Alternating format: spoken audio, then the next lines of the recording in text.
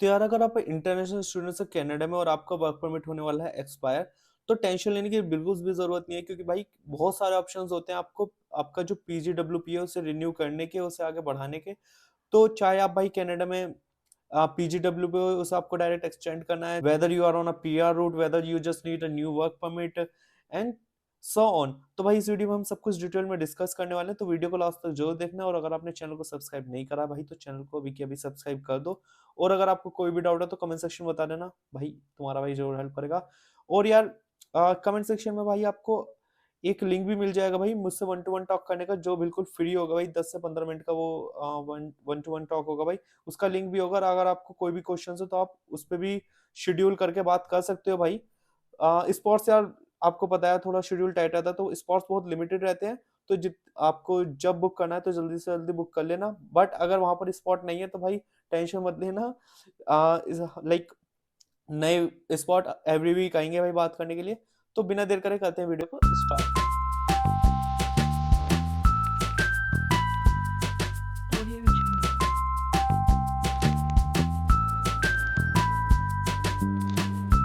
तो यार सबसे पहले जो आपके पास ऑप्शन आ गया वो आ गया आपके पास TFWP, जो आपका होता है टेम्पररी फॉरेन वर्क परमिट। तो यार ये सबसे ज्यादा कॉमन ऑप्शन है। इसके एलिजिबल होने के लिए जो आपका एम्प्लॉयर है उन्हें LMI देना पड़ेगा, जो आपका like labour market impact assessment होता है, जो बेसिकली ये बताता है कि भाई कोई भी कैनेडियन इस जॉब को करने के लिए लाइक काबिल नहीं है, लाइक अवेलेबल नहीं है फॉर दिस जॉब। उसके लिए भाई वो LMI दे सकता है। सो सपोज यार आप as a software developer Canada में काम कर रहे हो, और आपके जो लाइक हायर मैनेजर, आपका पीजीडब्ल्यूपी अप्लाई एक्सपायर होने वाला है और आपका जो अभी पीआर आया नहीं है, तो भाई जो आपका हायर मैनेजर अगर आपका से काम से लाइक रियली हैप्पी है, तो भाई वो आपको LMI दे सकता है। उसमें आप उस एम्प्लॉयर के लिए काम कर सकते हो और आगे, और लाइक एक क्लोज वर्क परमिट होता है। तो उसमें क्या होगा भाई, आप किसी और एम्प्लॉयर के लिए उस टाइम पे काम नहीं कर सकते हो भाई, जब तक आप यहाँ पर लाइक आपको पीआर नहीं मिल जाता। दूसरा होता है यार हमारा innovation stream. Innovation stream like अगर आपके पास जॉब है एट टॉप कंपनीज, तो भाई अगर आपको एक जॉब ऑफर लेटर मिल जाता है from hyper growth companies in Canada like Shopify और अप्लाई बोर्ड, ये जो कंपनीज है ना वो आइडेंटिफाई होती है कैनेडियन गवर्नमेंट से हाई ग्रोथ इन्वेस्टर्स, जो भाई कनाडा की ग्रोथ में हेल्प कर रही हैं। तो लेट्स सपोज कि भाई आपको लिंक्डइन के थ्रू इनमें से लाइक 8 जो हाइपर ग्रोथ कंपनीज है उनमें से किसी भी एक कंपनी में आपको जॉब मिल गई है, तो भाई जो आपका एम्प्लॉयर है ना उसे LMIA के प्रोसेस के थ्रू नहीं जाना पड़ेगा। तो जो आपका एम्प्लॉयर है वो डायरेक्ट आपको एम्प्लॉयर स्पेसिफिक परमिट अप्लाई कर देगा, जिसके अंडर आप वर्क कर सकते हो for that employer specifically and no one else. तीसरा जो सेक्शन आ जाता है वो आता है हमारा वर्क परमिट एग्जेप्शंस। भाई यस, आपने ये सही सुना है कि वर्क परमिट जहां पर आपको जरूरत नहीं होती, ऐसे भी कुछ सिचुएशंस होती हैं जहां पर आपको वर्क परमिट की जरूरत नहीं है। जैसे सपोज अगर आप पब्लिक स्पीकर हो, बिजनेस इन्वेस्टर हो, या कैनेडियन कंपनी में वर्क कर रहे हो रिमोटली आउटसाइड द कनाडा, तो भाई आपको यहाँ पर वर्क परमिट की रिक्वायरमेंट नहीं है। बट इसमें एक चीज का ध्यान रखना है, अगर आप ऐसे काम कर रहे हो तो आपको जो एक्सपीरियंस काउंट हो रहा है वो कनाडा का एक्सपीरियंस नहीं काउंट होगा, जो आपको पीआर में फिर हेल्प नहीं कर पाएगा। जो नेक्स्ट आ जाता है वो आ जाता है हमारा free trade agreement work permit. अगर आप ऐसी कंट्री से बिलोंग करते हो जहां पर फ्री ट्रेड एग्रीमेंट है कनाडा के बीच में, लाइक यूएस और मैक्सिको, तो भाई आप एक स्पेशल वर्क परमिट के अंडर क्वालिफाई हो सकते हो उस एग्रीमेंट के थ्रू। इट डिपेंड करता है कि भाई what's the deal with your country and the Canada, so you have to check your eligibility for that bro. Example जैसे आप अगर मान लो you are from Mexico under CUSMA, then आपको जो वर्क परमिट है वो भाई LMIA के बिना मिल जाएगा आपके प्रोफेशन के बेस पे। नेक्स्ट आ जाता है हमारा इंटरनेशनल एक्सपीरियंस कनाडा IEC। तो अगर आपकी जो एज है वो सपोज 35 के अंडर है, एंड आप ऐसी कंट्री से हो जहां पर यूथ एग्रीमेंट मोबिलिटी है विद कनाडा, तो आप लाइक कर सकते हो भाई working holiday visa under the IEC like international experience Canada.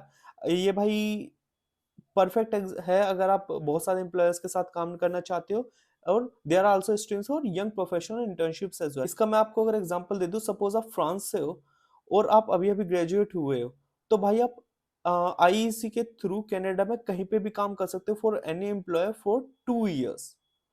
तो भाई ये एक अच्छा है भाई अगर आप इस में बिलोंग करते हो। नेक्स्ट आ जाता है भाई हमारा special work permit for Iranians and Ukrainians. तो भाई कनाडा जो है ना वो स्पेशल वर्क परमिट दे रहा है भाई उन सिटीजन्स को जो ऐसी कंट्री से बिलोंग करते हैं जहां पर अभी क्राइसिस चल रही है।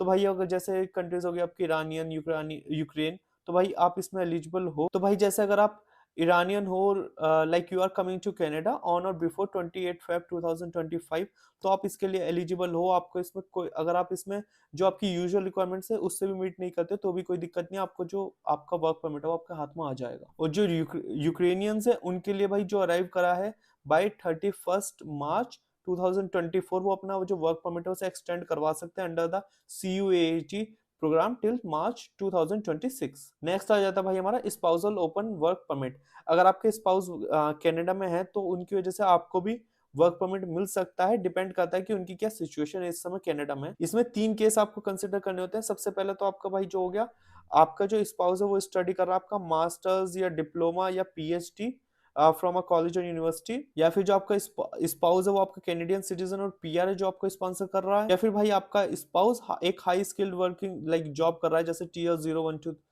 3 में किसी में काम कर रहा है, तो भाई आपको मिल सकता है। जैसे सपोज आपका जो स्पाउस है एक यूनिवर्सिटी में पढ़ रहा है, let's say masters of like western university में मास्टर्स कर रहा है, तो भाई आपको भी स्पाउस वीजा मिल जाएगा सेम पीरियड ऑफ टाइम के लिए जितना आपका जो स्पाउस का स्टडी परमिट होगा वही आपको मिल जाएगा परमिट यहाँ रहने के लिए उतने टाइम के लिए। नेक्स्ट आ जाता है हमारा BOWP, bridging open work permit. ये उनके लिए होता है भाई जो आपका, जिनके पास वर्क परमिट पे हैं अभी, वो PR अप्लाई कर चुके हैं पर अभी उनका PR नहीं आया भाई और उनका वर्क परमिट जो है वो एक्सपायर होने वाला है।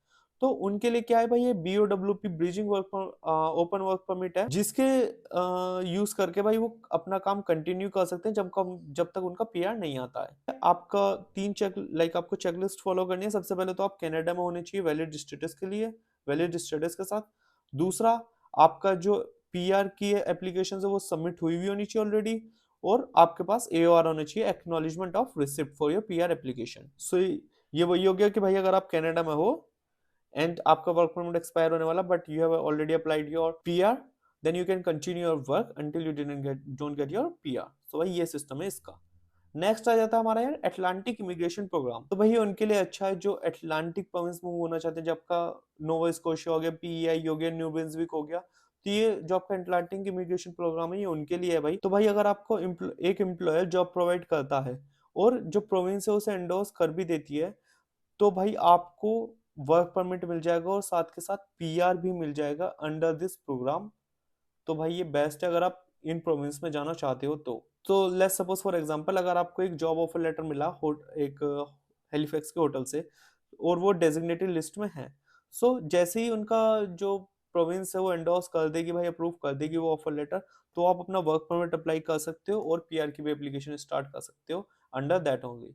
सो यही था यार सारा PWP के लिए। अगर आपका post graduation work permit apply का एक्सपायर होने वाला है, अगर आपको वर्क परमिट चाहिए, तो भाई ये सारे ऑप्शंस हैं आपके पास जो आप अप्लाई कर सकते हो।